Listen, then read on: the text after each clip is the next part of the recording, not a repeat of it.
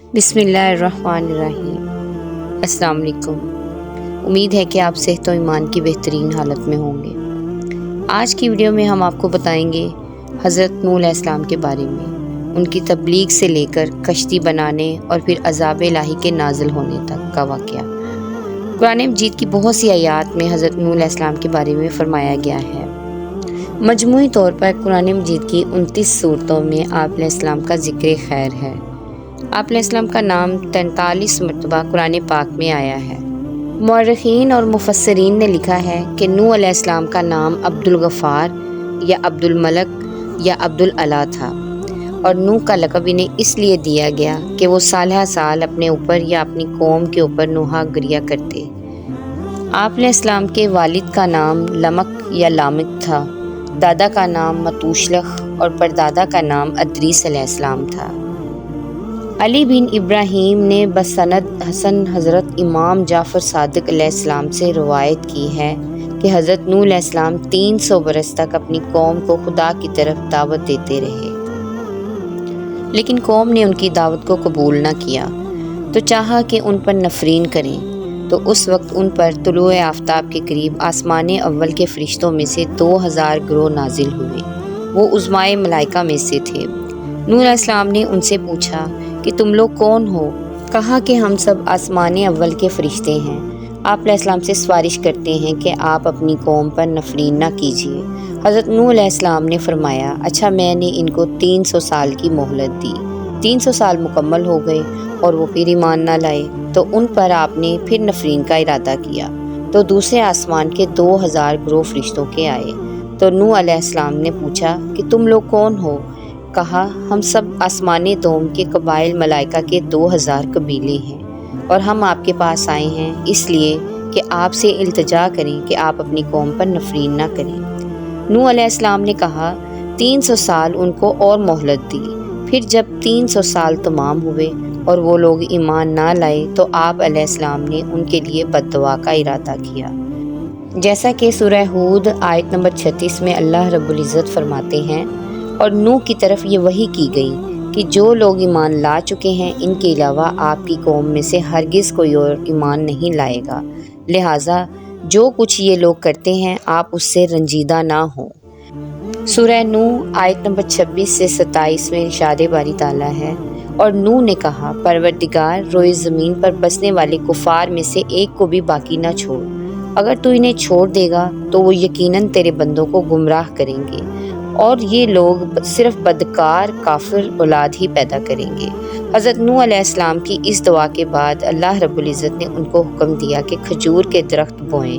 آپ علیہ السلام نے درخت لگانا شروع کیے، بس آپ علیہ السلام کی قوم کے لوگ آپ علیہ السلام کے پاس آ کر آپ علیہ السلام کا مذاق اڑاتے کہ ایسا برا شخص جس کی عمر کے 900 برس گزر چکے ہیں اور وہ کھجور کے درخت لگا رہا ہے۔ پھر آپ علیہ السلام کو پتھر مارتے تھے۔ اسی طرح 50 برس گزر گئے اور کھجور کے تمام درخت بڑے اور مضبوط ہو گئے۔ تو اللہ رب العزت کا حکم آیا کہ ان درختوں کو کاٹیں۔ یہ دیکھ کر آپ علیہ السلام کی قوم پھر مذاق کرنے لگی کہ اب جب کہ کھجور کے درخت بڑے ہو گئے ہیں تو اس بوڑھے آدمی نے کاٹ ڈالے، اس کی عقل زائل ہو گئی ہے اور پیری اس پر غالب آ گئی ہے۔ سورہ ہود 38 سے 39 میں اللہ رب العزت ارشاد فرماتے ہیں، اور وہ یعنی حضرت نوح علیہ السلام کشتی بنانے لگے، اور ان کی قوم کے سرداروں میں سے جو وہاں سے گزرتا وہ ان کا مذاق اڑاتا تھا۔ نوح علیہ السلام نے کہا اگر آج تم ہمارا مذاق اڑاتے ہو تو کل ہم تمہارا اسی طرح مذاق اڑائیں گے جیسے تم مذاق اڑاتے ہو۔ ان قریب تمہیں علم ہو جائے گا کہ کس پر وہ عذاب آتا ہے جو اسے رسوا کر دے گا، اور کس پر ہمیشہ رہنے والا عذاب نازل ہوگا۔ اللہ رب العزت نے حضرت نوح علیہ السلام کو کشتی بنانے کا حکم دیا اور جبرائیل علیہ السلام کو ان کی تعلیم پر مامور فرمایا۔ غرض کہ نوح علیہ السلام نے کشتی بنانا شروع کی۔ اس کی لمبائی 200 ہاتھ، چوڑائی 800 ہاتھ اور اونچائی 80 ہاتھ تھی۔ ایک ہاتھ سے مراد کوہنی سے لے کر درمیانی انگلی کا آخری سرا ہوتا ہے، اور یہ تقریباً آدھا میٹر ہوتا ہے۔ اس طرح کشتی کی لمبائی تقریباً 600 میٹر، چوڑائی 400 میٹر اور اونچائی 40 میٹر تھی۔ حضرت نوح علیہ السلام نے عرض کی، اے خداوند میری کشتی بنانے میں کون مدد کرے گا؟ تو اللہ رب العزت نے وہی فرمائی کہ اپنی قوم کے درمیان اعلان کر دو کہ جو شخص کشتی بنانے میں میری مدد کرے گا اور اس کی کوئی چیز تراشے گا وہ چاندی سونا بن جائے گا۔ حضرت نوح علیہ السلام نے جب یہ اعلان کیا تو لوگ کشتی بنانے میں آپ علیہ السلام کے ساتھ شامل ہو گئے اور مذاق بھی کرتے جاتے تھے کہ جنگل میں کشتی بنا رہے ہیں۔ جب خداوند باری تعالیٰ نے قوم نوح علیہ السلام کو ہلاک کرنے کا ارادہ کیا تو 40 سال پہلے ان کی عورتوں کو بانجھ کر دیا، پھر ان میں کوئی بھی اولاد نہیں ہوئی۔ جب نوح علیہ السلام کشتی بنا کر فارغ ہوئے تو اللہ رب العزت کے حکم سے آپ علیہ السلام نے سریانی زبان میں ندا کی، جس کو سن کر تمام چوپائے اور جاندار حاضر ہوئے۔ آپ علیہ السلام نے ہر حیوان کا جوڑا کشتی میں داخل کیا۔ آپ علیہ السلام کی 950 سالہ تبلیغ کے نتیجہ میں دنیا کے تمام لوگوں میں صرف 80 اشخاص آپ پر ایمان لائے تھے۔ اللہ رب العزت سورہ ہود آیت نمبر 40 میں ارشاد فرماتے ہیں، یہاں تک کہ جب ہمارا حکم آ گیا اور تندور سے پانی ابلنے لگا تو ہم نے کہا، اے نوح، ہر جوڑے میں سے 2 کشتی پر سوار کرو اور اپنے گھر والوں کو بھی سوائے ان کے جن کی بات پہلے ہو چکی ہے، اور ان کو بھی سوار کرو جو ایمان لا چکے ہیں، اگرچہ ان کے ساتھ ایمان لانے والے بہت کم تھے۔ کشتی مسجد کفا میں تیار کی گئی۔ جب وہ دن آیا جس روز اللہ رب العزت نے ان کو ہلاک کرنا تھا، نوح علیہ السلام کی زوجہ تندور میں جو مسجد کفا میں مشہور ہے روٹی بنا رہی تھی، اور نوح علیہ السلام کشتی میں اس جگہ جو جانوروں کے لیے مقرر کی تھی ان کی چیزیں جمع کر رہے تھے۔ اسی دوران زوجہ نوح علیہ السلام نے آواز دی کہ تندور سے پانی ابل رہا ہے۔ نوح علیہ السلام نے آ کر تندور پر کچھ مٹی ڈالی اور اس پر مہر لگائی کہ پانی باہر نہ آئے، اور جا کر تمام جانوروں کو کشتی میں داخل کیا۔ پھر تندور کے پاس آئے اور مہر توڑی اور مٹی ہٹا دی۔ آفتاب چھپ گیا اور بجائے اس کے قطرہ قطرہ پانی برسے، یک بار ہی پانی آیا اور تمام چشمے ابل پڑے، جیسا کہ حق تعالیٰ فرماتے ہیں سورہ قمر آیت نمبر 11 تا 13 میں۔ پھر ہم نے زوردار بارش سے آسمان کے دہانے کھول دیے اور زمین کو شگافتہ کر کے ہم نے چشمے جاری کر دیے، تو دونوں پانی اس عمل پر مل گئے جو وہ مقدر ہو چکا تھا، اور تختوں اور کیلوں والی کشتی پر ہم نے نوح علیہ السلام کو سوار کیا۔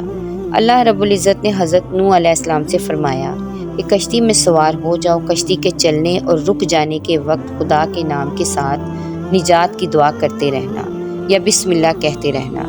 غرض کشتی حرکت میں آئی اور نوح علیہ السلام نے اپنے کافر بیٹے کو دیکھا جو پانی میں کھڑا ہوتا اور گرتا جاتا۔ فرمایا، بیٹا ہمارے ساتھ کشتی میں سوار ہو جاؤ اور کافروں کے ساتھ مت رہو۔ اس نے کہا، یعنی جلد پہاڑ پر چڑھ جاتا ہوں اور وہاں پناہ لیتا ہوں، وہ مجھ کو پانی میں ڈوبنے سے محفوظ رکھے گا۔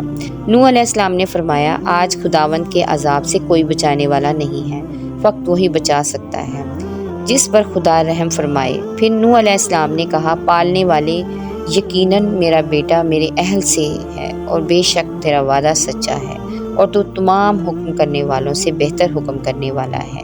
اللہ تعالیٰ نے فرمایا، اے نوح علیہ السلام، وہ تمہارے اہل سے ہرگز نہیں ہے جن کی نجات کا میں نے وعدہ کیا ہے، لہٰذا مجھ سے ایسی بات کا سوال نہ کرو جس کا تم کو علم نہیں ہے۔ میں تم کو نصیحت کرتا ہوں کہ تم جاہل مت بنو۔ نوح علیہ السلام نے عرض کی، اے خداوند کریم، میں تو اس سے پناہ چاہتا ہوں اس بات سے کہ تجھ سے ایسی چیز کا سوال کروں جس کا مجھے علم نہ ہو، اور اگر تم مجھ کو نہ بخشے گا اور نہ رحم فرمائے گا تو میں نقصان اٹھانے والوں میں سے ہو جاؤں گا۔ پس خاموش ہو رہے جیسا کہ خداوند عالم نے ان سے فرمایا۔ اسی اثناء میں ان کے درمیان موج حائل ہو گئی، خسرے نوح علیہ السلام غرق ہو گیا۔ کشتی مڑی اور اسے موجوں نے تھپیڑا دیا، یہاں تک کہ مکہ میں پہنچی اور خانہ کعبہ کے گرد طواف کیا، کیونکہ کعبہ کے سوا تمام دنیا غرق ہو چکی تھی۔ خانہ کعبہ کو بیت العتیق اسی لیے کہتے ہیں کہ وہ غرق ہونے سے محفوظ رہا۔ غرض 40 روز تک آسمان سے پانی برستا رہا اور زمین سے چشمے ابلتے رہے، یہاں تک کہ کشتی اس قدر بلند ہوئی کہ آسمان سے جا ملی۔ تو حضرت نوح علیہ السلام نے اپنے ہاتھ بلند کیے اور عرض کی، یا رحمانہ اتگن، یعنی اے پروردگار احسان فرما۔ اس وقت اللہ رب العزت نے زمین کو حکم دیا کہ اپنے پانی کو کھینچ لے، جیسا کہ قرآن مجید میں ارشاد باری تعالیٰ ہے سورہ ہود آیت نمبر 44 میں، یعنی کہا گیا اے زمین اپنے پانی کو جذب کر لے، اور اے آسمان برسنے سے رک جا۔ جو پانی زمین سے باہر آیا تھا زمین نے اسے جذب کر لیا، مگر آسمان کے پانی کو قبول نہ کیا، اور کہا کہ اللہ رب العزت نے مجھے صرف اپنے پانی کو جذب کرنے کا حکم دیا ہے۔ تو آسمان کا پانی زمین کے اوپر ہی ٹھہر گیا، اور کشتی جوتی پر ٹھہری، اور وہ موصل میں ایک بڑا پہاڑ ہے۔ پس اللہ رب العزت نے جبرائیل علیہ السلام کو بھیجا، تو جو پانی زمین پر رکا ہوا تھا اس کو ان دریاؤں میں پہنچا دیا جو دنیا کے گرد خلق کیے گئے ہیں۔ اور نوح علیہ السلام کو اللہ رب العزت نے وحی فرمائی۔ سورہ ہود آیت نمبر 48 میں ارشاد باری تعالیٰ ہے، اے نوح علیہ السلام اترو ہماری طرف سے سلامتی اور برکتوں کے ساتھ، جو آپ پر اور ان جماعتوں پر ہیں جو آپ کے ساتھ ہیں، اور کچھ جماعتیں ایسی بھی ہوں گی جنہیں ہم کچھ مدت زندگی کا موقع بخشیں گے، پھر انہیں ہماری طرف سے دردناک عذاب پہنچے گا۔ پھر حضرت نوح علیہ السلام نے 80 مومنوں کے ساتھ جو آپ علیہ السلام کے ہمراہ تھے موصل میں کشتی سے اترے اور مدینہ السمانین کی بنیاد ڈالی۔ حضرت نوح علیہ السلام کے 3 بیٹے سام، حام اور یافز بھی ان کے ہمراہ کشتی میں سوار تھے۔ مورخین کا نظریہ ہے کہ کرۂ ارض کی اس وقت کی تمام نسل انسانی کی باز گشت انہی تینوں فرزندوں کی طرف ہیں۔ ایک گروہ حامی نسل ہے جو افریقہ کے علاقہ میں رہتے ہیں، اور دوسرا گروہ سامی نسل ہے جو مشرق وسطیٰ میں رہتے ہیں، اور یافز کی نسل کو چین کے ساکن سمجھا جاتا ہے۔ چونکہ نسل انسانی طوفان نوح کے بعد نوح علیہ السلام کے فرزندوں سے آگے بڑھی، اسی سبب سے حضرت محمد صلی اللہ علیہ وآلہ وسلم نے فرمایا کہ نوح علیہ السلام 2 بدر میں سے ایک بدر ہیں، یعنی حضرت آدم علیہ السلام کے بعد تمام انسانوں کے باپ ہیں۔ اسی وجہ سے حضرت نوح علیہ السلام کو آدم ثانی کہا جاتا ہے۔ روایات میں آتا ہے کہ حضرت نوح علیہ السلام کی کشتی پورے 6 ماہ سرگرداں رہی۔ یہ مدت ابتدائے ماہ رجب سے لے کر ذی الحج کے اختتام تک تھی۔ ایک اور روایت کے مطابق 10 رجب سے لے کر روز عاشوراء تک کشتی پانی کی موجوں میں سرگرداں رہی۔ حضرت امام موسیٰ بن جعفر علیہ السلام سے منقول ہے کہ جب نوح علیہ السلام کشتی میں بیٹھے اور وہ خدا کے حکم سے چلی، اس وقت اللہ رب العزت نے پہاڑوں پر وحی کی کہ میں اپنے بندے نوح کی کشتی کو تم میں سے کسی پر ٹھہرانا چاہتا ہوں۔ یہ سن کر تمام پہاڑوں نے اپنے اپنے سر بلند کرنا شروع کیے، سوائے کوہ جوتی کے جو موصل میں ہے۔ اس نے عجز و انکساری سے کام لیا اور کہا کہ میرا وہ رتبہ نہیں ہے کہ نوح علیہ السلام کی کشتی مجھ پر ٹھہرے۔ اللہ رب العزت نے اس کی انکساری پسند فرمائی اور کشتی کو معمور کیا کہ وہ اسی پر ٹھہرے۔ لہٰذا جب کشتی جوتی سے ٹکرائی اور متزلزل ہوئی تو اہل بستی کو اس کے ٹوٹ جانے اور ڈوب جانے کا خدشہ ہوا۔ اس وقت نوح علیہ السلام نے ایک جھروکے سے جو کشتی میں تھا اپنا سر باہر نکالا اور ہاتھوں کو آسمان کی جانب بلند کیا اور کہا، یا رحمان و اتقن، یعنی پروردگار احسان فرما۔ ایک اور روایت کے مطابق حضرت نوح علیہ السلام نے جناب رسول خدا صلی اللہ علیہ وآلہ وسلم اور ان کی آل کا واسطہ دے کر اللہ رب العزت سے دعا کی۔ بہت سے مفسرین نے کہا ہے کہ کوہ جوتی جس کے کنارے کشتی نوح علیہ السلام آ کر لگی تھی اور جس کا ذکر قرآن مجید میں آیا ہے، وہ وہی مشہور پہاڑ ہے جو موصل کے قریب ہے، یعنی دوسرے مفسرین نے اسے حدود شام میں یا آمد کے نزدیک یا عراق کے شمالی پہاڑ سمجھا ہے کہ یہ وہ پہاڑ ہے جو موصل اور الجزیرہ کے درمیان ہے۔ الجزیرہ شمالی عراق میں ایک جگہ ہے، اور یہ الجزائر اور الجزیرہ نہیں جو آج کل مشہور ہے۔ بعید نہیں کہ ان سب کی بازگشت ایک ہی طرف ہو، کیونکہ موصل آمد اور الجزیرہ سب عراق کے شمالی علاقوں میں ہیں اور شام کے نزدیک ہیں۔ حضرت امام جعفر صادق علیہ السلام سے منقول ہے کہ حضرت نوح علیہ السلام کی عمر 2500 سال ہوئی۔ 850 سال مبعوث ہونے سے قبل، 950 سال قوم کی ہدایت کا زمانہ، 200 سال کشتی کی تیاری میں گزرے اور 500 سال طوفان کے بعد زندہ رہے۔ جب پانی زمین سے خشک ہوا تو شہروں کی بنیاد ڈالی اور اپنی اولاد کو ان میں آباد کیا۔ جب 2500 سال تمام ہوئے تو آپ علیہ السلام اس وقت دھوپ میں بیٹھے ہوئے تھے۔ کہا، السلام علیکم یا نبی اللہ۔ حضرت نوح علیہ السلام نے جواب سلام دیا اور پوچھا، اے ملک الموت، کس لیے آئے ہو؟ کہا آپ علیہ السلام کی روح قبض کرنے کے لیے آیا ہوں۔ کہا کیا اتنی مہلت دو گے کہ دھوپ سے چھاؤں میں چلا جاؤں؟ بس نوح علیہ السلام سائے میں گئے اور فرمایا اے ملک الموت، دنیا میں میری زندگی کی مدت دھوپ سے سائے میں آنے کی مانند تھی، اب جو کچھ تم کو حکم دیا گیا ہے بجا لاؤ۔ ملک الموت نے حضرت نوح علیہ السلام کی روح مقدس قبض کر لی اور یوں آپ اپنے خالق حقیقی سے جا ملے۔ امید ہے کہ معلومات سے بھری ویڈیو آپ کو اچھی لگی ہوگی۔ ویڈیو کو لائک اور چینل کو سبسکرائب کرنا نہ بھولیں۔ جزاک اللہ خیر۔